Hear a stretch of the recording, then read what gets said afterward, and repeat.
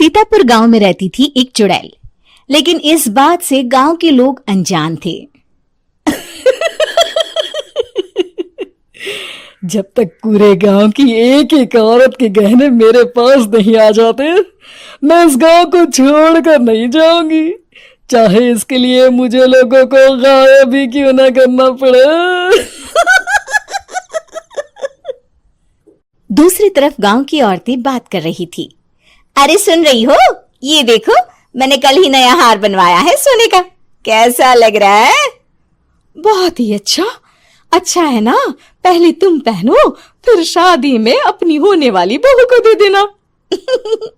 और क्या, सोने चांदी का यही तो फायदा है, जितना पुराना उतना महंगा। लेकिन एक एक पैसा बचाकर ये लेना सच में बहुत मुश्किल हो रहा था मेरे लिए।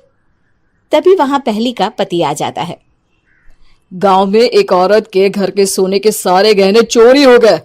लोग बातें बना रहे कि गांव में कोई चोर घुस आया है जो घर की कोई चीज को हाथ नहीं लगाता, पर सिर्फ सोने के गहनों को ही चुराता है। अब तुम ना अपने ये गहने संभाल कर रखना। हे भगवान, ये क्या बोल रहे हैं? ये तो वही बात हो गई कि गांव बसा नहीं और लुटेरे पहले आ गए। दूसरी तरफ गांव के ही एक घर में रंजना रहती थी। उसके पति का गांव में चाउमीन का ठेला था। एक दिन उसके घर में एक औरत आती है।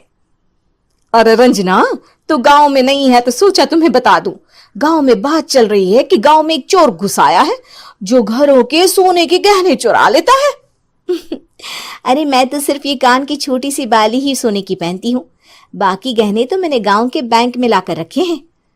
ये क्या होता है? ना बाबा ना, हमारे गांव की औरतें तो गहने अपने पास ही रखती है। जब कहीं जाना हो तो बस अलमारी से गहने निकालो और पहन लो। दूसरी तरफ एक औरत हाथ में टोटके वाली छोटी सी गुड़िया लेकर घर में चली आती है। अरे कोई है? घर की औरत है क्या? क्या है ये गुड़िया? ये कोई ऐसी वैसी गुड़िया नहीं है, ये जादुई गुड़िया है। इसको घर की अलमारी में रखना। अगर तुम्हारे घर पर किसी की बुरी नजर होगी तो रात भर में ये पतली सी गुड़िया मोटी हो जाएगी। मैं कल आकर ये गुड़िया ले जाऊंगी और तुम्हारे घर की सारी बुरी नजर छूट जाएगी, समझी? अरे वाह, ये तो बहुत कमाल की गुड़िया है, दे दो। कितने की है एक? अरे नहीं नहीं नहीं, ये फ्री की है। मेरा काम इस पूरे गांव को बुरी नजर से दूर रखने का है। हाँ। भली औरत उसके हाथ से वो गुड़िया लेकर अलमारी में रख देती है। लेकिन अगली सुबह जब वो उस गुड़िया को देखती है तो पतली सी गुड़िया मोटी हो चुकी होती है। हे भगवान, ये क्या? किसने मेरे घर को बुरी नजर से बांध रखा था? तभी वो गुड़िया वाली भी आ जाती है। मैंने कहा था ना, घर पर बहुत ज्यादा बुरी नजर है। लाओ, ये गुड़िया मुझे दे दो। औरत वो गुड़िया उठाकर उसे दे देती है। गुड़िया हाथ में आते ही वो औरत उसे लेकर सीधे गांव के बाहर की खाली हवेली में चली जाती है और साधारण औरत से चुड़ैल बन जाती है। अरे पगली, गांव वाली इस गुड़िया के पेट में तेरे घर के सारे गहने हैं। इतना बोलकर वो गुड़िया को फाड़ देती है और सारे गहने निकाल लेती है। वहीं दूसरी तरफ, हे भगवान, मेरे घर के सारे गहने चोरी हो गए। उस औरत के घर के आसपास लोगों का जमावड़ा हो जाता है और लोग बातें करने लगते हैं। लो जी, ये भी घर गया। पता नहीं कौन चोर है जो इतनी होशियारी से गहने चुरा लेता है। कुछ समझ में नहीं आ रहा कि कौन है। लोग तो घर से कहीं जाते भी नहीं है, न ताला लगे न घर खाली हो, फिर भी रातों रात गहने चोरी हो जाते हैं। अरे हम तो कहते हैं लोगों को बारी बारी चौकीदारी करनी चाहिए, चोर को तो पूरे गांव वाले मिलकर पकड़ ही लेंगे। लोग बारी बारी घरों की चौकीदारी भी करते हैं, लेकिन चोरी होने का सिलसिला रुकता ही नहीं। फिर एक दिन रंजना के पड़ोस से भी रोने की आवाज आती है। अरे आज ही घर की बुरी नजर उतरी और आज ही सारे गहने भी चोरी हो गए। कैसी बुरी नजर? क्या हुआ था? तभी वहां उस औरत का पति भी आ जाता है जिसके घर में गहनों की चोरी हुई थी। हाँ, मेरी बीवी ने भी किसी गुड़िया को घर में बुरी नजर उतारने के लिए रखा था, लेकिन अगले दिन गहने चोरी हो गए। अब रंजना को कुछ कुछ बात समझ में आ जाती है। वो गांव वालों से कहती है, देखिए अब आप लोग चिंता ना करें, जल्द ही चोर पकड़ा जाएगा। उस नजर उतारने वाली गुड़िया को आज मेरे घर कोई भेज देना। फिर क्या था, चुड़ैल को लोग रंजना के घर भेजते हैं। पहली बार देखा है कोई खुद लुटने को तैयार बैठा है। तो तू है जिसे घर की बुरी नजर उतारनी है? ये ले गुड़िया, ये सुबह तक मोटी हो गई तो समझो तुमको और तुम्हारे घर वालों को नजर लगी है। हाँ हाँ, मैंने काफी सुना है।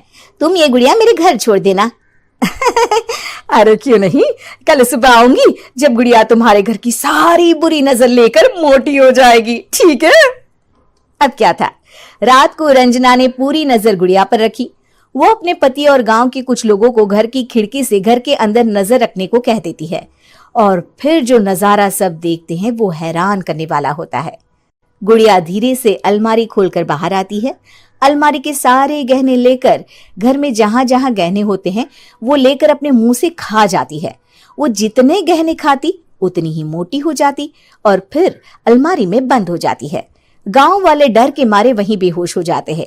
लेकिन सुबह जब वो औरत गुड़िया लेने आती है, रंजना उसका सामना करती है। ये देखो, गुड़िया कितनी मोटी हो गई है। लगता है मेरे घर में बहुत लोगों की नजर लगी है।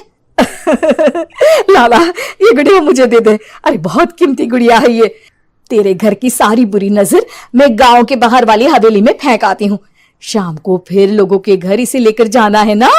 इसमें तो मेरी जान बसती है, जान। रंजना गुड़िया को चुड़ैल की तरफ बढ़ा देती है, लेकिन फिर वापस ले लेती है और गुड़िया के हाथ मोड़ देती है। जैसे ही गुड़िया के हाथ मोड़ती है, चुड़ैल का हाथ भी मुड़ जाता है। अच्छा, तो ये वो गुड़िया है जिसमें तुम्हारी जान बसती है।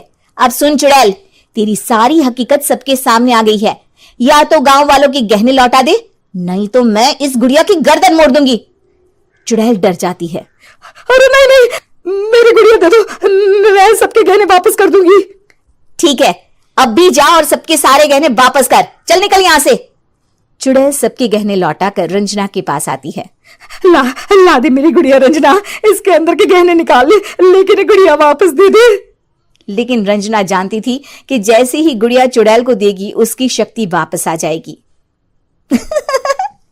चुड़ैल, तू तो चुड़ैल ही रहेगी, ये मैं जानती हूँ। अरे नहीं नहीं नहीं, मैं गांव छोड़कर चली जाऊंगी, किसी को परेशान नहीं करूंगी, वादा करती हूँ मैं। लेकिन रंजना उसकी एक बात नहीं सुनती और गुड़िया का सर उसके शरीर से अलग कर देती है। चुड़ैल सर अलग होती ही गायब हो जाती है। गांव वाले रंजना के साहस और बुद्धि की खूब प्रशंसा करते हैं।